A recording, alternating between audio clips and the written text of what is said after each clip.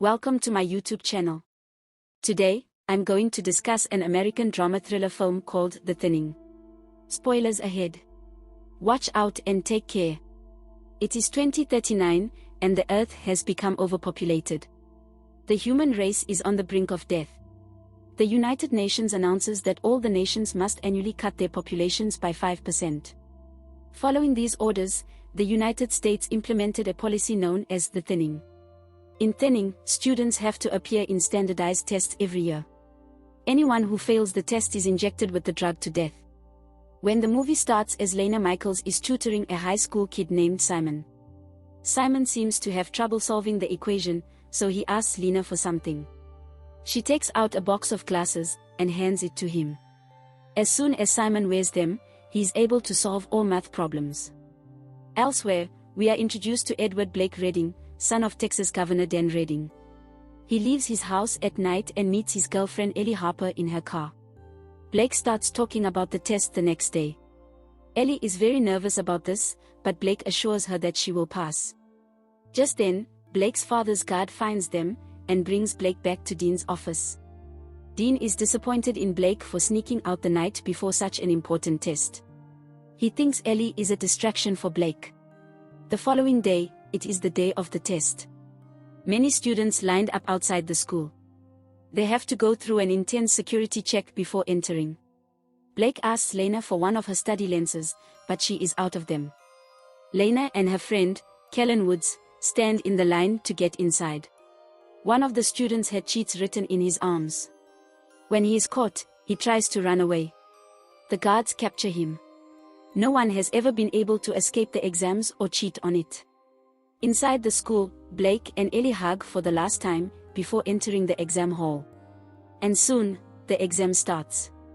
They have 2 hours to complete the test. Everyone starts solving the problems on their tablets. Lena solves all of them without any problem and is the first to complete it. Her friend, Kellen, seems to be struggling. When the exam is over, they immediately get the results.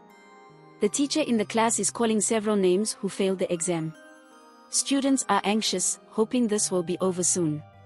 Those who fail are taken by the guards. They cry, resist the guards, and some even try to run away.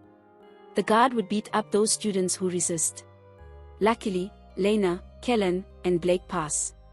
However, at the last moment, Blake's girlfriend, Ellie, is called by the teacher, so the guards take her away. He quickly calls his father and asks him to help Ellie. However, his father doesn't agree, saying that the law is the same for everyone.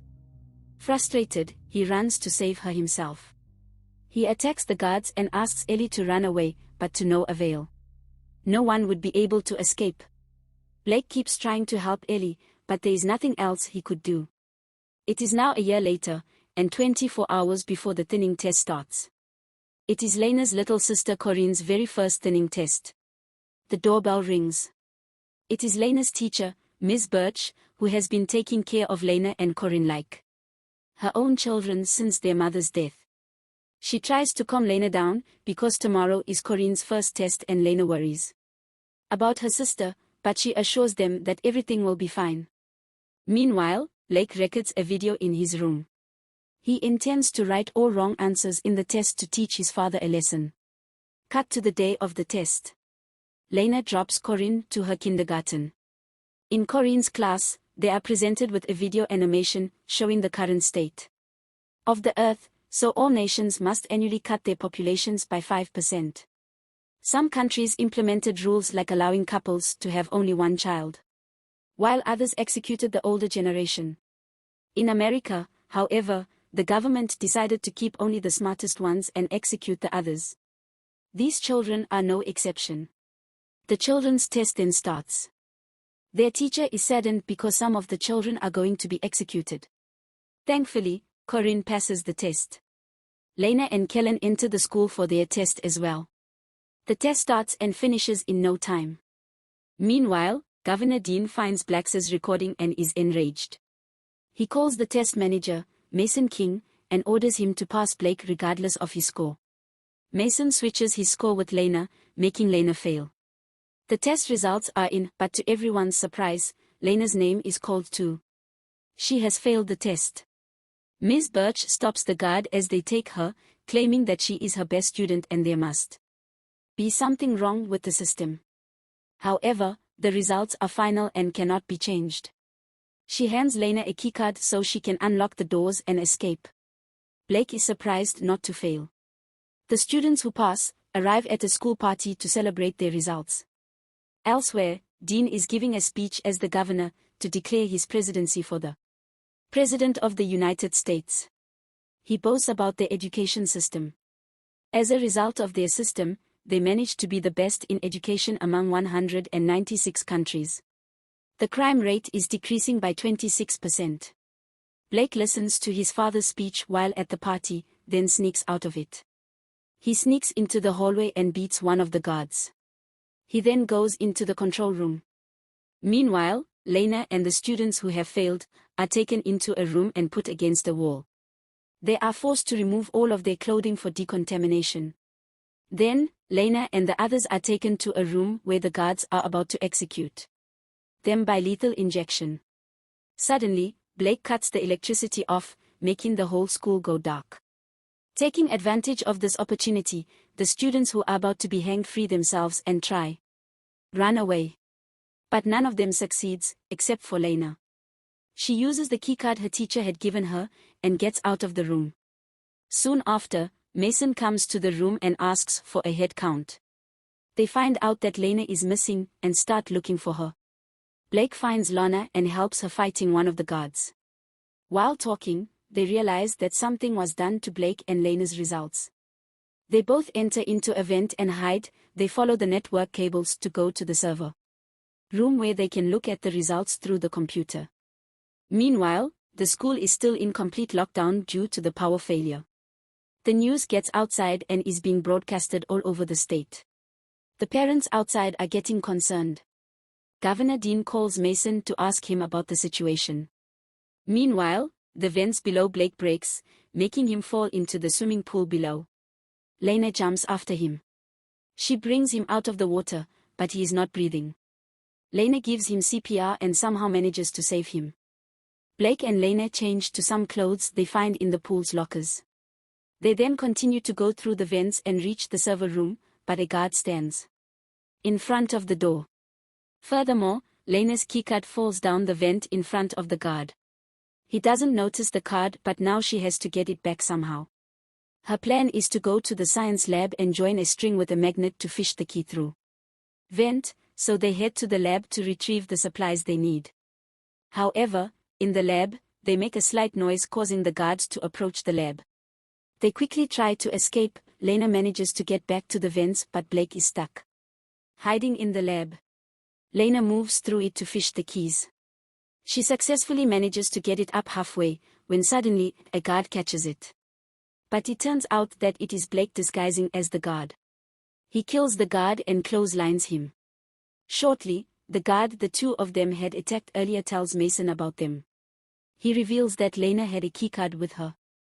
Mason gathers all the teachers together, suspecting that someone has given it to their students. When Miss Birch is in the room with other teachers, she flirts and manipulates another teacher to take his keycard. Mason continues to check teachers for their keycards and identification cards. Birch saves herself by showing them the card. Since the other teacher doesn't have his, Mason threatens him to tell them where Lena is. However, he insists he doesn't know anything as Mason beats him.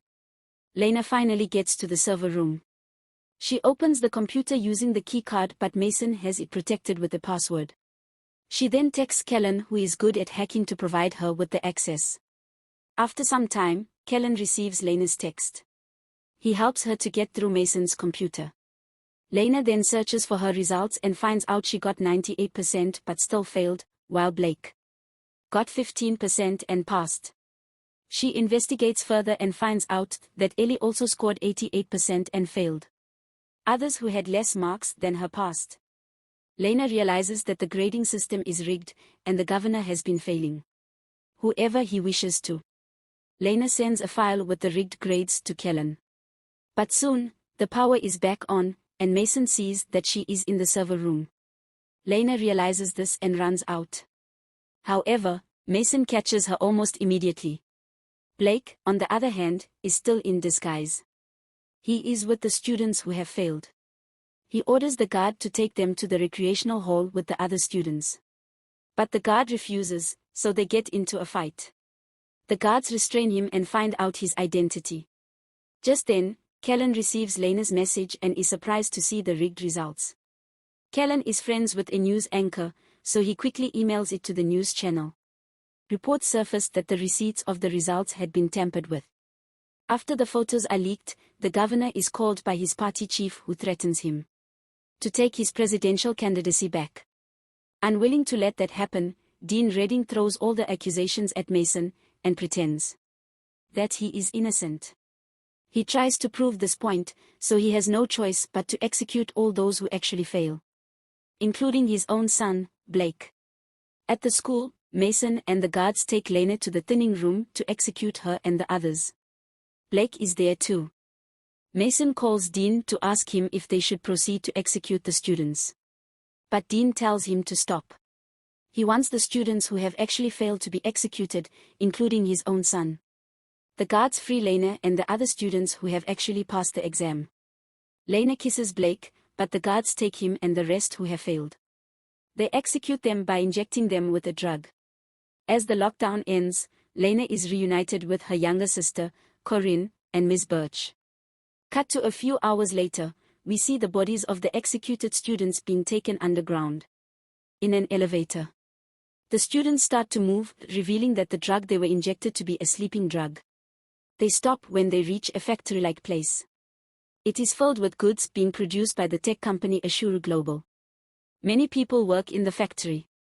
Just then, Blake is surprised to notice that one of them is actually Ellie, his girlfriend. This shows that the students who were to be hanged have actually been brought underground to work as slaves for a multi-million company. All this was planned by the government as a strategy to get free labor. Thank you for watching.